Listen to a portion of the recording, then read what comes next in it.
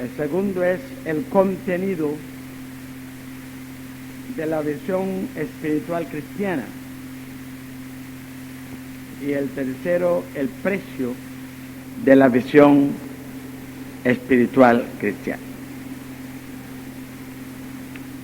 Entonces, usted observará que en el primer tema hemos prescindido de las calificativas espiritual cristiana,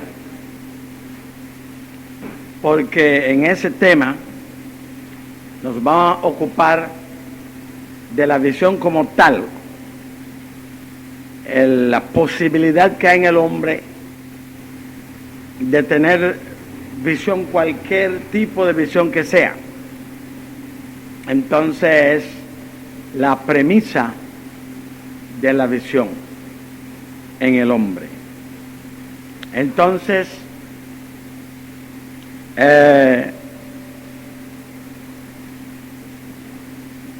si nosotros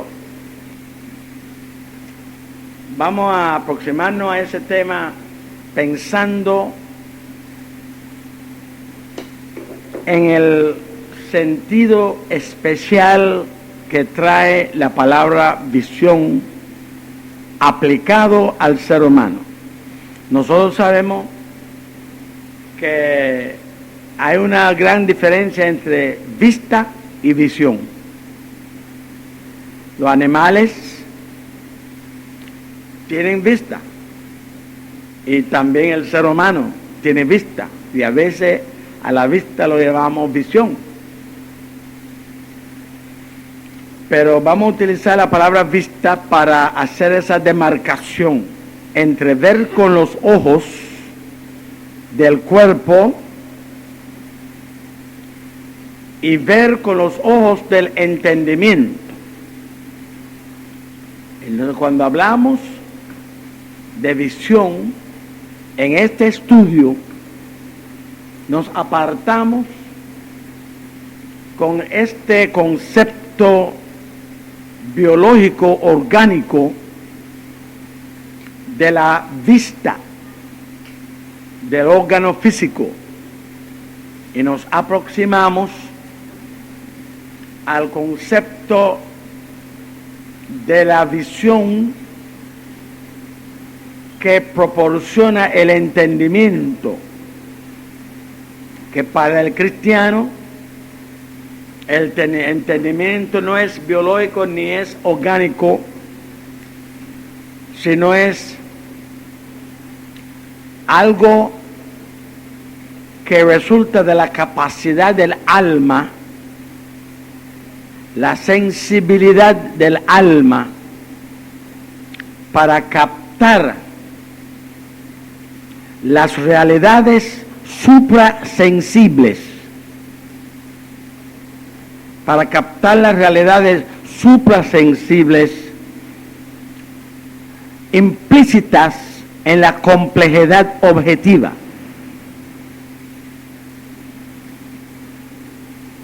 Entonces, nosotros vamos a ver que estas profundidades tienen dos niveles, aunque no vamos a extendernos mucho en el primer nivel, porque el tema nos va a llevar al segundo nivel. Pero a la hora de abordar las premisas en el hombre para la visión, vamos a tocar así de paso esas profundidades suprasensibles implícitas en la complejidad objetiva, cuyo primer nivel es la metafísica y el segundo nivel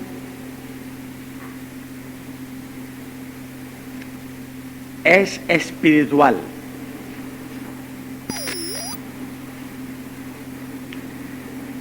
Entonces, la metafísica es objeto de un ataque sin tregua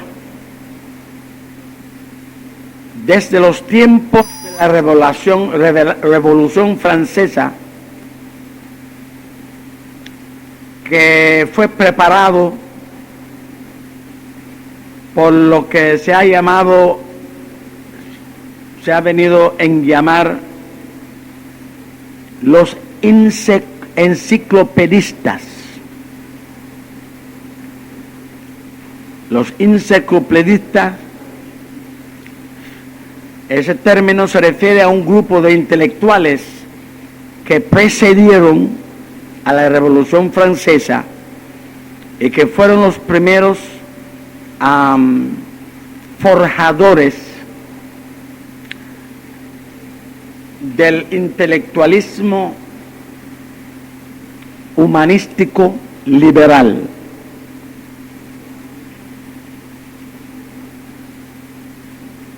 Y nos da el primer uso que se hizo de la enciclopedia. Es decir, que la enciclopedia la inventaron ellos. Ellos fueron los inventores de la enciclopedia. Empezaron a publicar listas de conceptos y vocablos con su contenido teórico, y así el mundo por primera vez recibió un encaminamiento conceptual a través de ese material, que fue la primera salida a la palestra histórica de la enciclopedia. Así que es muy importante que ustedes sepan que la enciclopedia surge en función del humanismo y el liberalismo. Entonces, este material, que tuvo una difusión muy amplia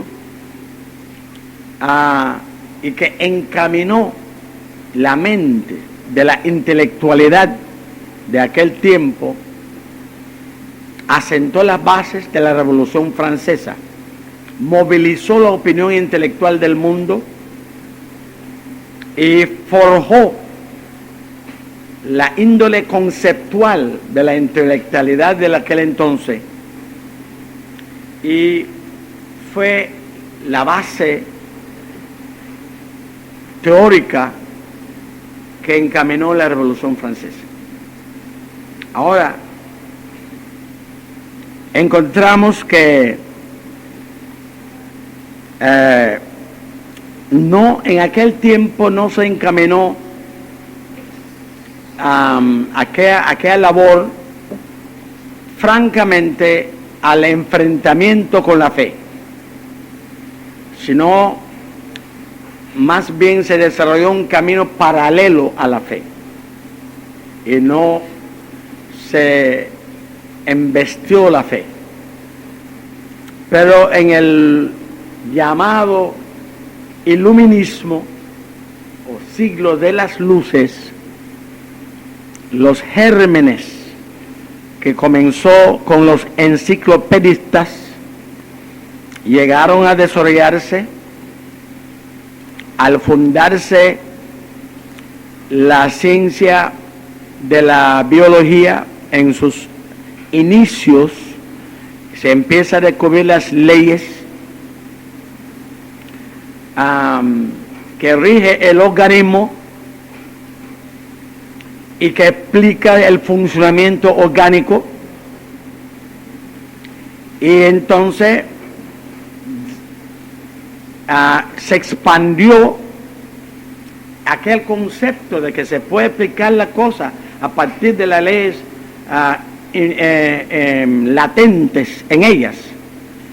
Se expandió del organismo al orden natural en su sentido general, donde el orden natural se empezó a ver como un organismo. Es decir, la biología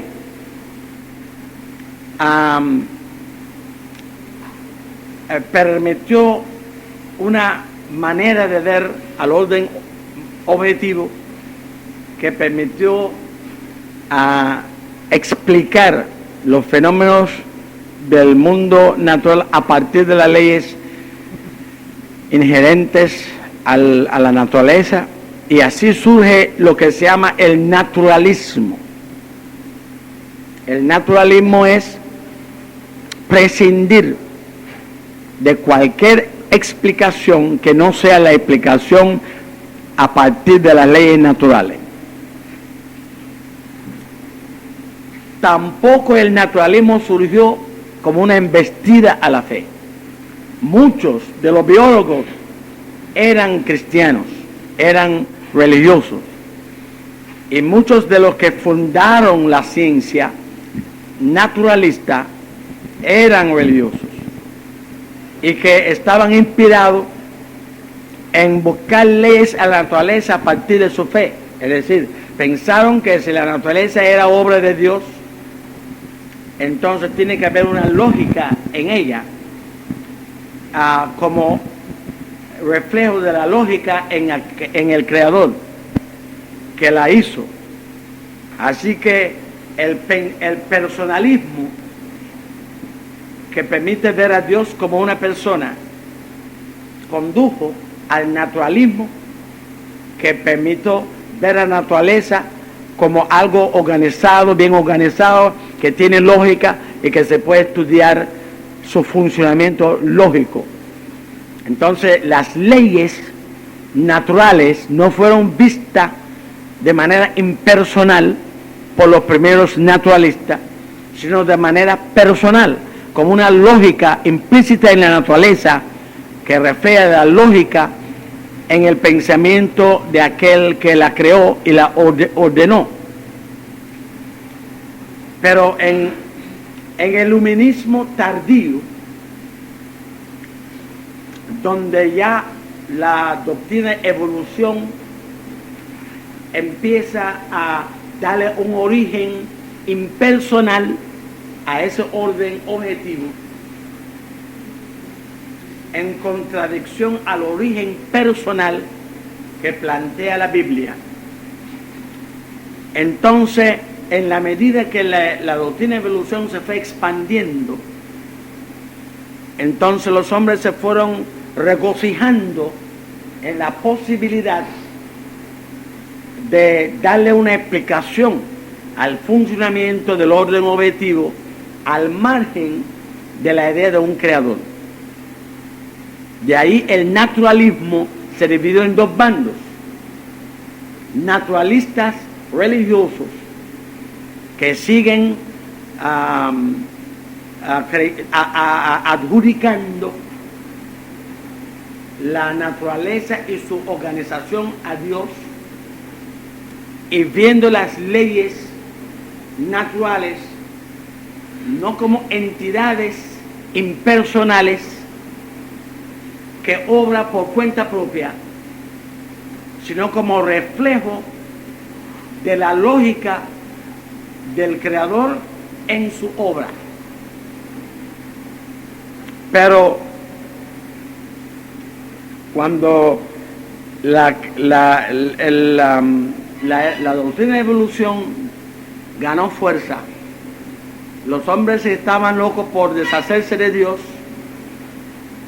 abrazaron la doctrina de evolución con mucha furia, que a pesar de que la doctrina de la evolución es la doctrina con más parches en la historia, y es como una palangana vieja que no se sabe dónde poner un nuevo parche,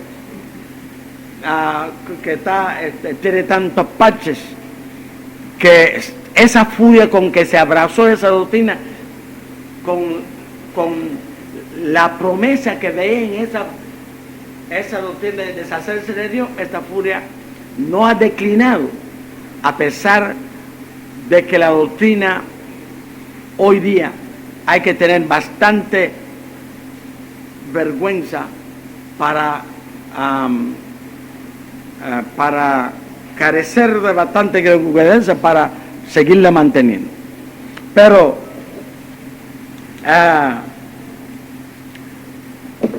los que se aferraron a esa doctrina, entonces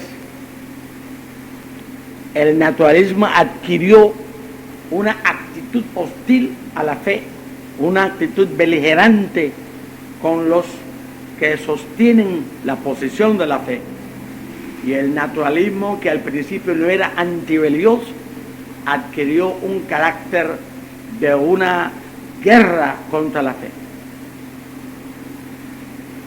Entonces, esta circunstancia llevó a la iglesia a un error fundamental. Ese error fue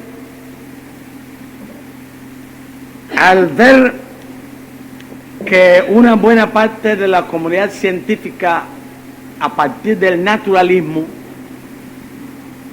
enarboló una bandera de guerra en la cual se utilizó la ciencia en contra de la fe. La iglesia, en vez de reconocer que en primer término ese es solamente un ala de la ciencia y no la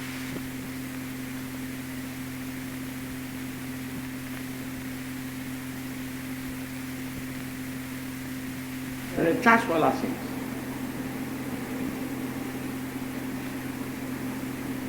El segundo error es rechazar la ciencia en vez de rechazar a los errores de aquellos de la ciencia que estaban llevando a cabo esa operación negativa en nombre de la ciencia.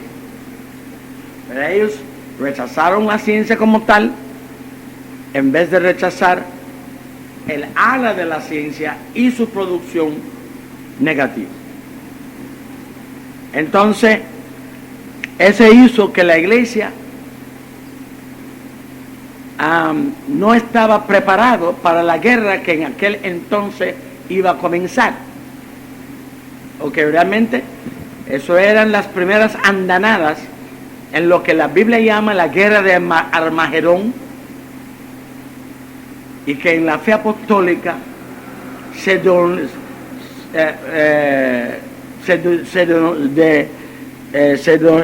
denomina el conflicto cultural que iba a desarrollarse desde el fin, los principios de la era moderna hasta las vísperas de la segunda venida de Cristo. Para nosotros en la fe apostólica, la guerra de Armagedón es una guerra cultural, en la cual dos campos batallan por ganar la conciencia humana para sí, para su ideal.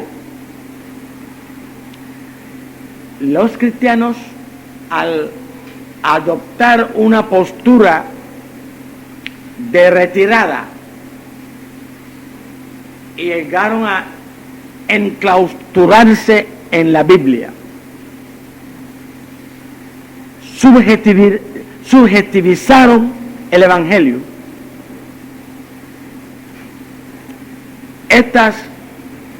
Y a pesar de que la iglesia tenía tantos eruditos como el mundo, pero estos eruditos consideraron no espiritual ocuparse de cuestiones científicas. Para ellos, ocuparse de cosas científicas o cosas intelectuales o cosas filosóficas no era espiritual. Lo espiritual era zambuirse en la Biblia y confinar la actividad a la revelación divina. Y la espiritualidad comenzaba y terminaba en el terreno espiritual. Nosotros en la fe apostólica consideramos esta postura equivocada. En primer término, porque el cristianismo es un cristianismo que restaura al hombre para vivir una vida integral. Y la vida integral comienza con la vida espiritual, pero no termina con la vida espiritual. Para nosotros la espiritualidad determina todo lo demás. Al crear en Dios como un creador, ese creador espiritual originó todo el mundo material. Así que el mundo material para nosotros se origina en lo espiritual. Y si el mundo material se origina en lo espiritual, es determinado por lo espiritual. Y todas sus posibilidades están condicionados por lo espiritual. Entonces, nosotros al ver al ser humano como material y espiritual, estamos viendo que el alma del hombre se origina en el espiritual, pero que el cuerpo del hombre también vive en lo material y se aprovecha de lo material y necesita encaminarse en lo material. Y por tanto, el pecado es un mal manejo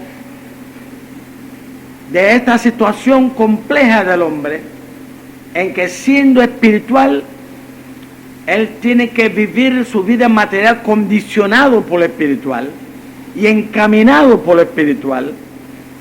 Y cuando el hombre muere espiritualmente, está incapacitado para ello. Pero cuando el hombre vuelve a vivir espiritualmente, vuelve a adquirir la capacidad de encaminar esta situación en la cual él vive en la frontera entre dos realidades. Él vive en la frontera entre la realidad espiritual y la realidad material, y tiene la necesidad de condicionar, determinar y encaminar su realidad material a partir de su realidad espiritual, y tiene que estar viva para hacerlo. Y si el pecador no está viva para lograrlo, el cristianismo, que devuelve la vida del hombre, le capacita para hacerlo.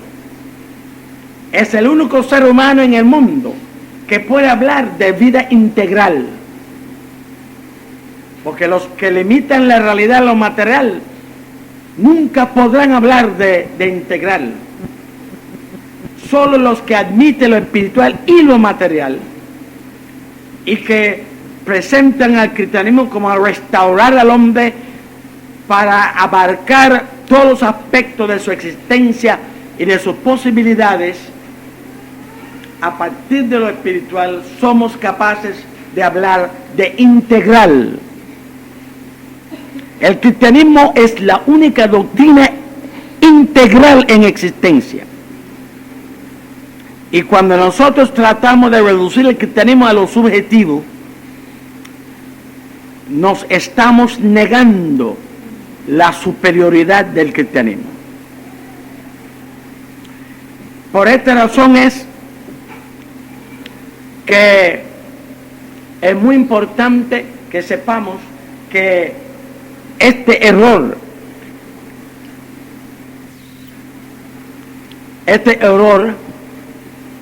nos ha costado muy caro, porque este conflicto que se ha venido desarrollando,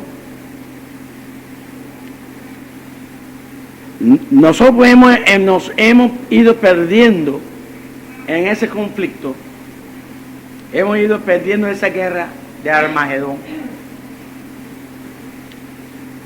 no porque no la podíamos ganar,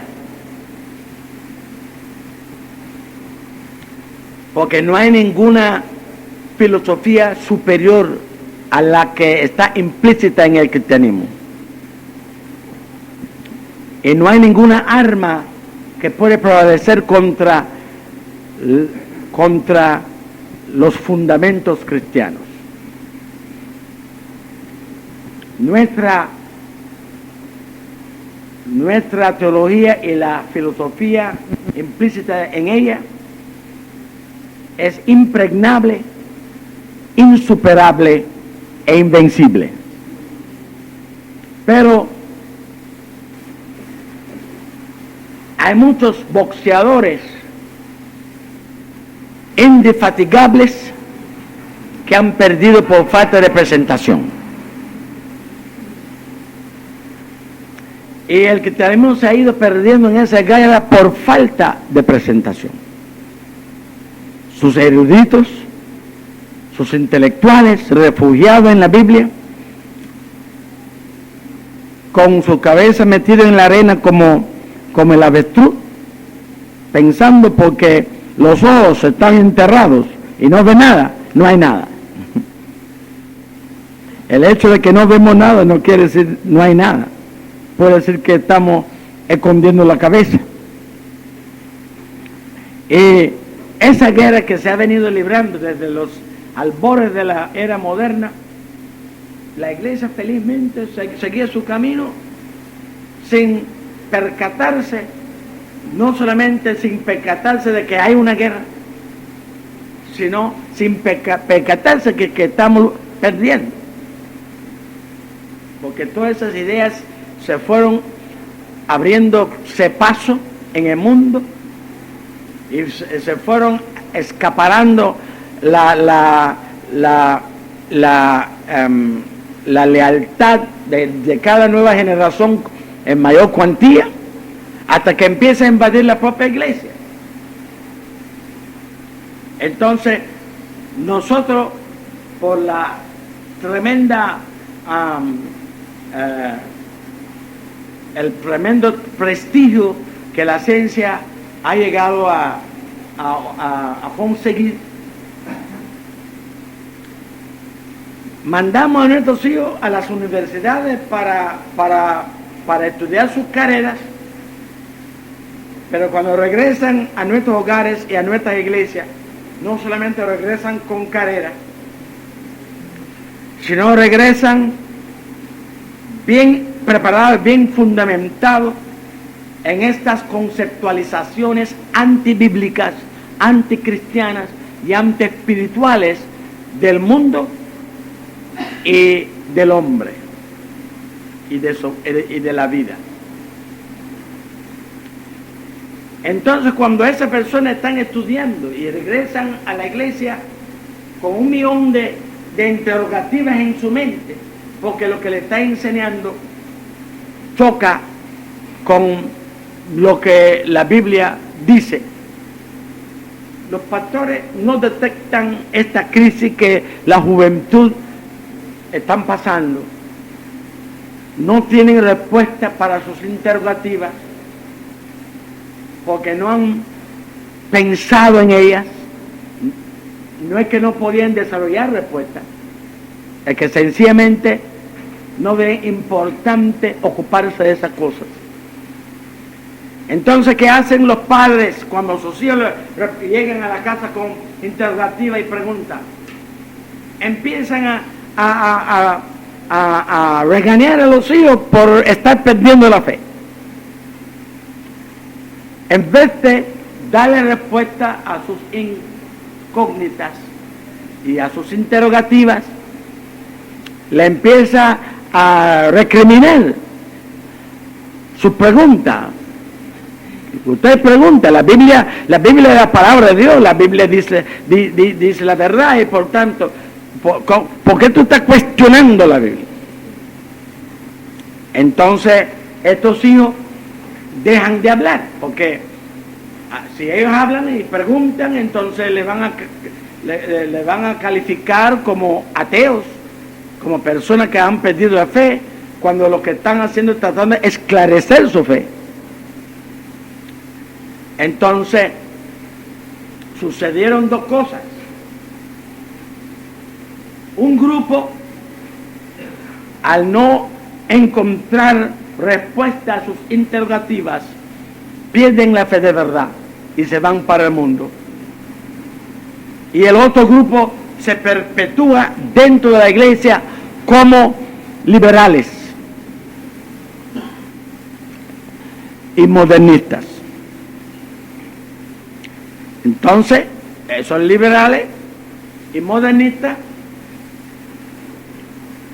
desarrollan una mentalidad compartimentalizada. Mentalidad compartimentalizada quiere decir ese bagaje de conceptos que recibieron de la universidad o de la enseñanza superior, que es antibíblico, antiespiritual,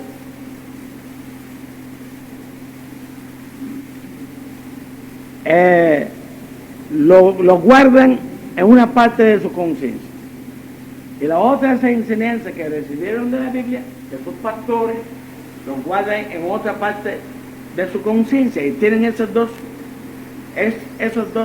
sectores de su mentalidad, lado a lado, adentro, y viven felizmente sin percatarse de que hay una contradicción entre esos dos compartimentos de su vida interior. ¿Cuándo es que van a despertar al hecho de que hay dos compartimentos dentro de ellos? Cuando se dan frente a una discusión ante esa situación.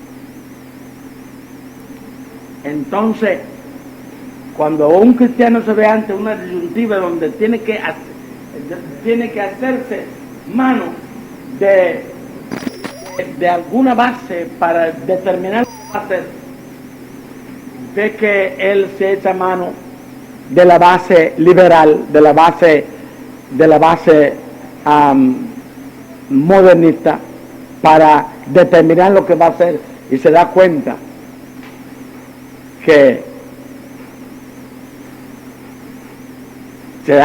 que tuvo que deshacerse del otro, y ese otro se da cuenta, se hace mano de la base bíblica, y se ve entonces en un bando que se llama conservador y el otro bando que se llama modernista, y cada grupo se va formando según la base a la cual apela la persona cuando se ve frente a una disyuntiva donde tiene que determinar aparte de alguna base, y cada parte determina a partir de la base que prioriza. Y somos lo que priorizamos.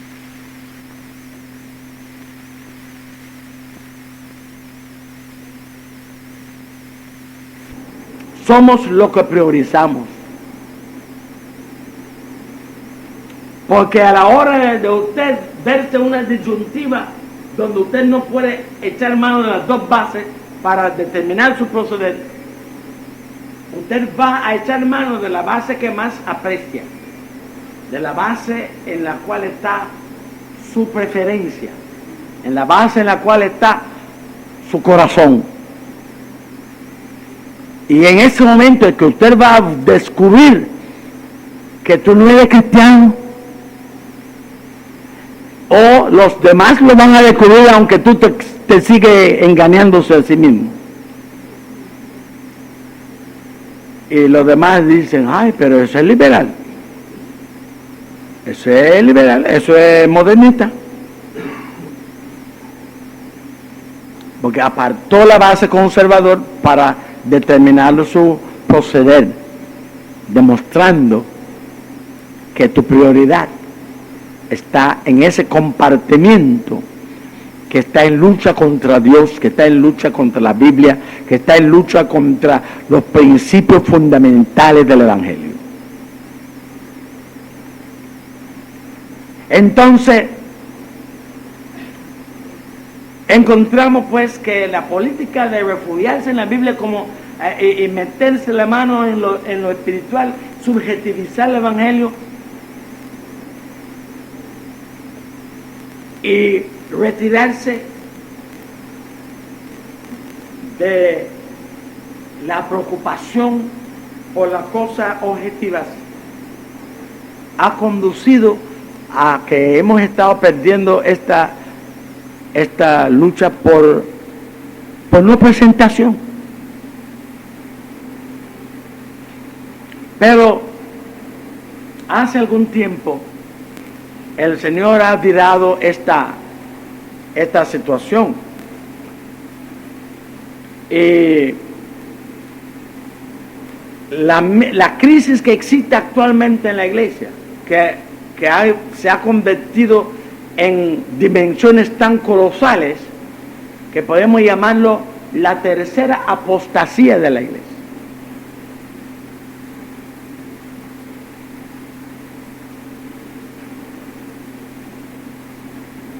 Esta apostasía, que está operado principalmente por el trabajo dentro de la iglesia de los liberales y los modernistas, que de las filas de toda esa gente que no encontraban respuesta a sus interrogativas, surgen pastores liberales, surgen presidentes de obras que son liberales, surgen seminarios que son liberales, y esos seminarios se transforman en fábricas de pastores liberales. Surgen Biblias liberales y surgen equipos de traducción de la Biblia que son liberales, y surge gente que en vez de traducir la Biblia interpretan la Biblia. En vez de darnos una traducción, darnos una interpretación liberal. Y así la situación ha adquirido proporciones tan epidémicas que muchos eruditos intelectuales de la iglesia han tenido que, ante ese trastazo histórico, no han podido mantenerse ajeno a que si seguimos así vamos a desaparecer. Entonces, hace algunos años hay una doble situación que está operando en el mundo.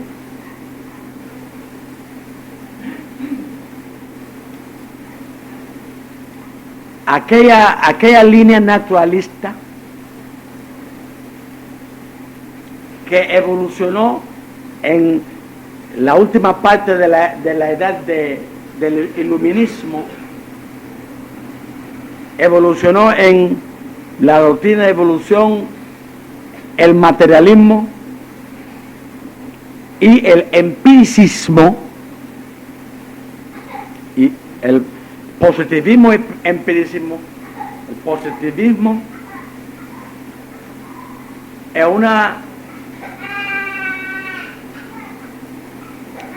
el positivismo es un planteamiento teórico de la ciencia, de que la verdad, para ser fidedigna, tiene que ser objetiva. Ahora nosotros estamos de acuerdo con eso, porque es el intento de plantear la objetividad como criterio de la verdad, es para eliminar la superstición y las fantasías que abundaba en la era antigua y medieval. Pero lo que no estamos de acuerdo es cuando llega la segunda parte, el empiricismo. El empiricismo es una metodología para poner en práctica lo primero. Es decir, que el positivismo dice que la verdad positiva es la verdad objetiva. Y la verdad objetiva es la verdad sensible. Ahora, entonces el empiricismo, para poner en práctica ese criterio teórico, desarrolla el concepto de que para llegar a la verdad, el único camino a la verdad es la observación y la experimentación. Ahora bien, la observación, nosotros sabemos que se basa en los 5 sentidos, el funcionamiento de los sentidos. Es altamente cuestionable que nosotros podemos colocar los 5 sentidos como criterios de la verdad, porque nadie desconoce que nosotros los seres humanos no somos los más privilegiados en relación con el alcance de los sentidos. Todos los animales ven mejor que nosotros, huelen mejor que nosotros, palpan mejor que nosotros, sus sentidos funcionan mucho mejor que nosotros, y usted puede estar aquí y alguien viene por ahí a leer y el perro detecta la presencia de esa persona mucho antes que usted. Y no es que la persona no existe, sino que los sentidos no lo alcanzan. Entonces, si a una distancia nuestros sentidos no alcanzan la cosa, ¿cómo vamos nosotros a poner los sentidos como criterio de lo que existe?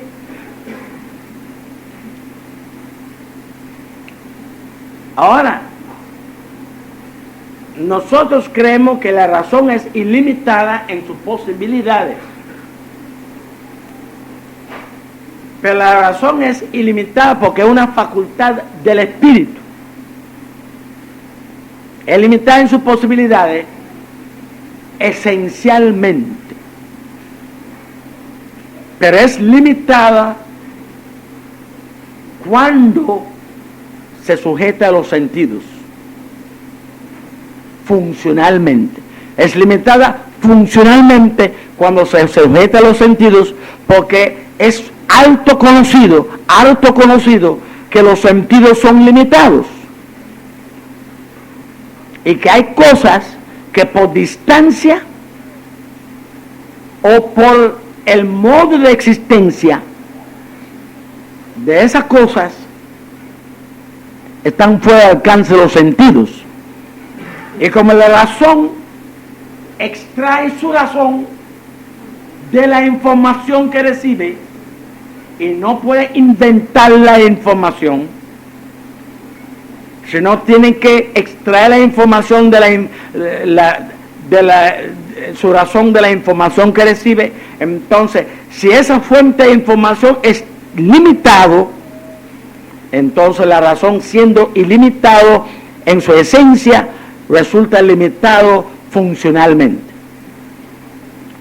De modo que es un disparate establecer la observación como criterio de lo existente, aun cuando nosotros reconocemos la importancia de la observación como un componente del proceso investigativo, pero no como un absoluto del proceso investigativo. Y encontramos que en cuanto a la experimentación, hay una deshonestidad crasa en la postura de la ciencia, porque aunque utilizan ese criterio para eliminar la fe y todos los postulados de la fe, la existencia de Dios, la existencia del alma, la revelación divina, la moral, el pecado, la salvación, el milagro, así de anticipación, lo elimina de la palestra de las posibilidades de la verdad, por no poder ser sometido a experimentación. Sin embargo, afirma que la materia es eterna. Ahora esa afirmación no puede ser sometida a experimentación. Entonces, ¿de qué manera usted va entonces a utilizar ese concepto empírico arbitrariamente para planchar lo espiritual y entonces enarbola el dogma, la materia eterna? Un dogma que no puede ser establecido experimentalmente. Pero tenemos que la ciencia, en nombre de ese criterio empírico, comenzó a discriminar algunas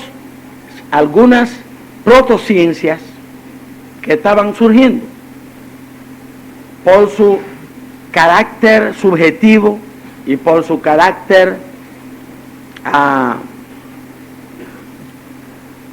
suprasensible.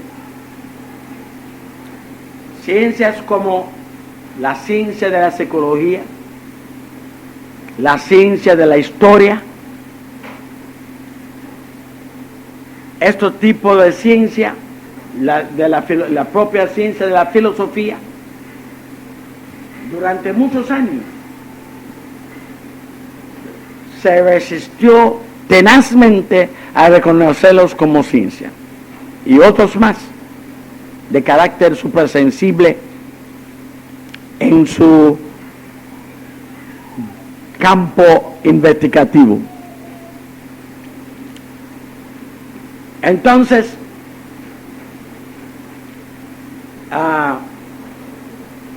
la teología es una ciencia suprasensible, y por no darle crédito a la teología como ciencia, pues se quiso discriminar la psicología, la historia, la filosofía, porque al igual que la teología se ocupan de un campo de investigación suprasensible, no se presta fácilmente a la observación, no se presta fácilmente a la experimentación. Fue durante ese periodo que se empezó a atacar fuertemente a la Biblia, atacar a Dios, atacar el alma, atacar el espíritu, atacar todas esas cuestiones como no científicos. Fue en ese tiempo que se calificó a Cristo como un personaje mitológico. Fue en ese tiempo se calificó la Biblia no como una revelación divina, sino como una producción folclórico, producto de la historia, y que lo único contenido que tiene es de la historia del pensamiento de los que lo escribieron. Y así sucesivamente. La salvación viene a ser un cuento, porque el pecado es un cuento. Pero sucedió que cuando no pudieron resistir más el admitir la psicología como ciencia, la historia como ciencia y la filosofía como ciencia, porque necesitaban de esas disciplinas para el quehacer social, y tuvieron que darle su categoría de ciencia. Entonces se enfrentaron con un problema. ¿Cómo tú vas a decir que Cristo es un personaje mitológico si él tiene más documentación histórica que Platón? Entonces hay que o votar a Platón como una figura histórica o admitir a Cristo como una figura histórica.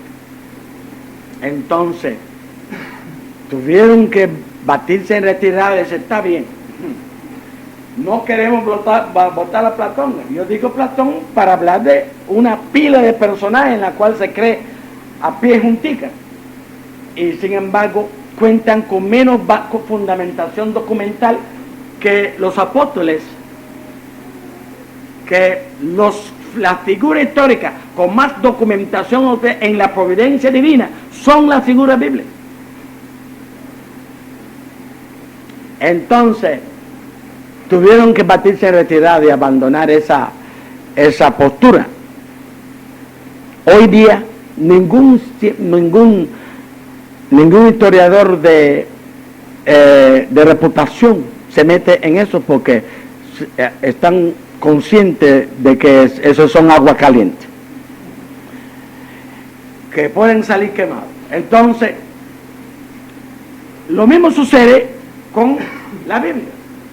El esfuerzo por calificar la Biblia como una producción folclórica, que dijeron que estaba lleno de inexactitudes y lleno de errores. La arqueología ha venido rescatando la Biblia de esta falsa calificación de tal manera que la Biblia es reconocido hoy como el documento más antiguo de más prestigio en cuanto a la verdad objetiva que contiene. Y hoy día los arqueólogos, para descubrir nuevos yacimientos arqueológicos, van a la Biblia. Porque al principio la Biblia hablaba, era el único documento en el mundo que hablaba de determinados personajes históricos y determinadas localidades históricas, que decían, mire, eso es mitología, porque nunca se ha oído hablar de tal rey y nunca se oía de tal pueblo. La Biblia está llena de fantasía.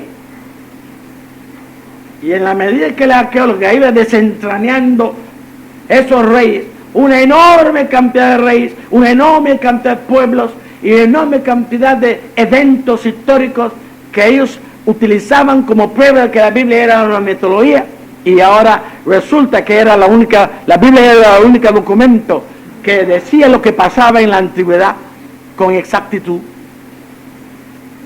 Y ahora ellos, al tener que reconocer estos hechos, ahora cogen la Biblia para investigación científica, su brújula. Nosotros estamos excavando en tal lugar porque en la Biblia se menciona y estaba a X millas de tal o kilómetros de tal otro lugar, y estaba y lo que lo mencionaron que pasó por tal lugar para llegar a tal lugar, y por tanto vamos a ir allá, y empieza a excavar, y cuando lleguen abajo, ahí está. Entonces ningún erudito que no quiere meterse en aguas calientes se mete con la veracidad objetiva de la Biblia. Entonces encontramos que al tener que batirse en retirado sobre todas esas posiciones, la Biblia ha venido logrando un gran prestigio entre las personas que no son fanáticos, que no son enemigos fanáticos, fanatizados. Ahora, encontramos que muchos conocedores y personas educadas en la iglesia, al ver y comprender que por falta de cumplir la Biblia, que nos llama a prepararnos para dar una razón de la fe que tenemos y que hemos desobedecido ese mandato bíblico y nos hemos refugiado en las conceptualizaciones espirituales y subjetivas, y hemos abandonado al mundo a su suerte. Muchos eruditos están surgiendo que están empezando a estudiar y están empezando a preparar materiales apologéticos para que los cristianos puedan defenderse. Y aunque todavía esos materiales son muy rudimentarios y fragmentarios, pero han hecho un gran labor en ayudar y orientar a muchos que estaban tambaleando ante la embestida secular. Ahora, cuando nosotros pensamos en visión y planteamos el estudio de la visión espiritual y la visión cristiana, nosotros tenemos que comprender que el desarrollo de ese tema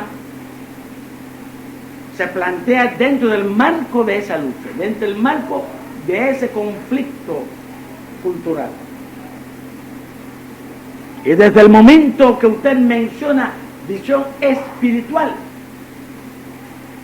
ya usted fuera del marco de la forma de pensar corriente del mundo en que usted vive. Porque para ese mundo tal visión espiritual no existe.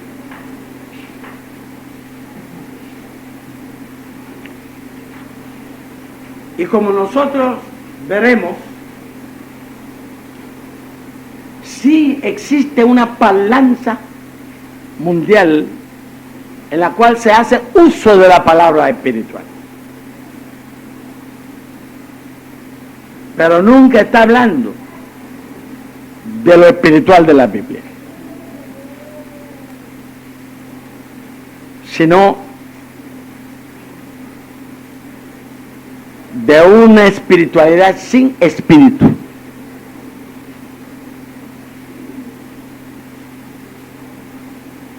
Una tergiversación de la categoría espiritual por los no espirituales para adulterar la enseñanza bíblica de lo espiritual. No vamos a poder entrar en eso. En las clases de filosofía explicamos esas cuestiones. Y esa no es una clase de filosofía. Pero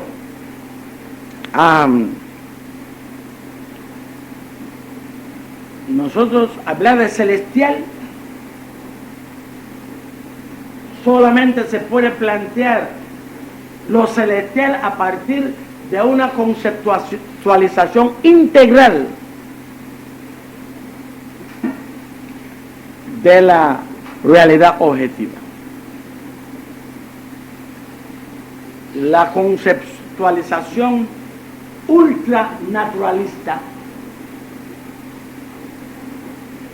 cuyo extremo límite es el materialismo.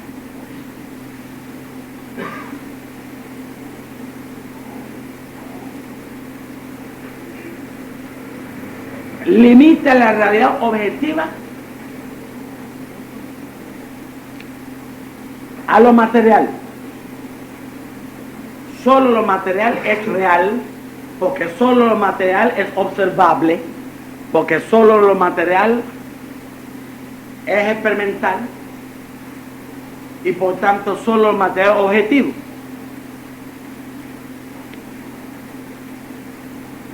Nosotros decimos que no, que lo real no es necesariamente solo lo observable, lo real no es necesariamente solo lo experimentable.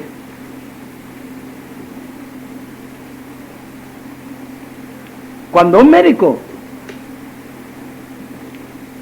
escucha de boca de su paciente: doctor, tengo un dolor en tal lugar, ¿qué procedimiento va a utilizar el médico para confirmar que tal dolor existe? puede observar ese dolor? Seguro que no. ¿Puede sacar una placa de ese dolor? ¿Puede poner la persona en un retorte de laboratorio, echarle unas químicas encima y ver los cambios de colores que refleja que hay un dolor? Hay un solo procedimiento por medio del cual el médico puede llegar a convencerse de que tal dolor existe, y es por el testimonio.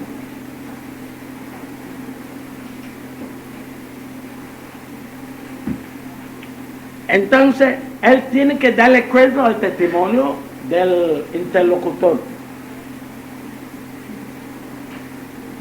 El testimonio es un respetado fundamento de la verdad desde los albores de la historia humana. En cada juzgado se determina si una persona va a ir a la cárcel o si va a ir en base al testimonio. Y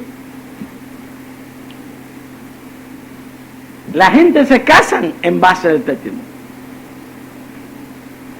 La muchacha no puede mandar al novio a un laboratorio para que le den para dar un documento que dice que está enamorado de verdad. Ni él tampoco le puede mandar a ella a algún laboratorio para que le procesan y que le den una constancia de que esté enamorado. Científico. En base del testimonio, la muchacha llega a la confianza de que hay alguien que está enamorado de ella. En base al testimonio, él llega a la confianza de que hay una muchacha que está enamorada de él. El testimonio es un insoslayable e insustituible fundamento de la confianza y la fe de la humanidad que nadie podrá eliminar. Entonces, la mitad de ustedes que están aquí están seguros a pie juntica que su madre es su madre. Una buena cantidad de ustedes nunca han visto ningún papel.